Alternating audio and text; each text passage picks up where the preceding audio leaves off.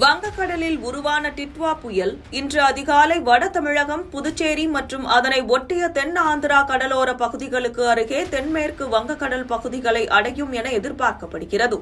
காலை நிலவரப்படி டிட்வா புயலானது வேதாரண்யத்துக்கு தென்கிழக்கே 100 கிலோமீட்டர் தொலைவிலும், காரைக்காலுக்கு தென்கிழக்கே 80 கிலோமீட்டர் தொலைவிலும், சென்னைக்கு தெற்கே 230 கிலோமீட்டர் தொலைவிலும் நிலை கொண்டுள்ளது. வட தமிழகம் மற்றும் புதுச்சேரி கடலோர பகுதிகளிலிருந்து இன்று காலையில் 50 கிலோமீட்டர் தொலைவிலும், மாலையில் 25 கிலோமீட்டர் தொலைவிலும் புயல் நகர்ந்து சென்னை கடலோர பகுதிகளுக்கு அருகே இன்று மாலை வரும் என்று கணிக்கப்பட்டுள்ளது. வானிலை ஆய்வு மையத்தின் அறிவிப்பின்படி டிட்வா புயல் கரையை கடக்காமல் கரையை ஒட்டியபடியே பயணிக்கும். கரையை நெருங்கி வந்து வடகடலோர மாவட்டங்கள் மற்றும் புதுச்சேரியில் அதிக மழையை கொடுப்பதற்கு தயாராகி வருகிறது. புயல் கரையை தொடாமல் கடல் பகுதியிலேயே படிப்படியாக வலுவிழக்கும் என்றும் அதன் பிறகு மழையின் தாக்கம் குறையும் என்றும் அறிவிக்கப்பட்டுள்ளது. தனியார் வானிலை ஆய்வாளர் பிரதீப் ஜான், டிட்வா புயல் தற்போது வலுவிழந்து காற்றழுத்த தாழ்வு மண்டலமாக மாறிவிட்டது என்றும் இன்று மாலை புயலின் சுழற்சியால் மீண்டும் மேகங்கள் உருவாக வாய்ப்புள்ளது என்றும் தெரிவித்துள்ளார். புயலின் தாக்கத்தால் வட மாவட்டங்களில் இன்றும் மழை வெளுத்து வாங்கும் என எதிர்பார்க்கப்படுகிறது.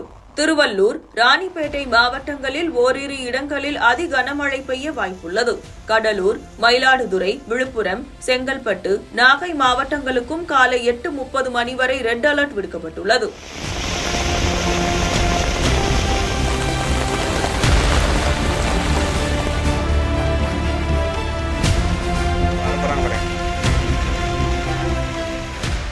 சென்னை, காஞ்சிபுரம், செங்கல்பட்டு, விழுப்புரம், திருவண்ணாமலை, வேலூர், திருப்பத்தூர், கிருஷ்ணகிரி, தர்மபுரி மாவட்டங்களில் ஓரிரு இடங்களில் கன முதல் மிக கனமழை பெய்ய வாய்ப்புள்ளது.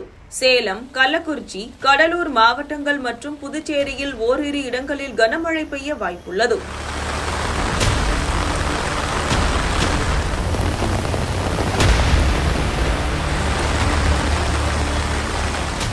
சென்னை உட்பட வட கடலோர மாவட்டங்கள் மற்றும் புதுச்சேரியில் மணிக்கு 60 கிலோமீட்டர் முதல் 80 கிலோமீட்டர் வேகத்தில் பலத்த காற்று வீசக்கூடும். புயல் பாதிப்பை எதிர்கொள்ள மாநில அரசு முழு தயார் நிலையில் உள்ளது.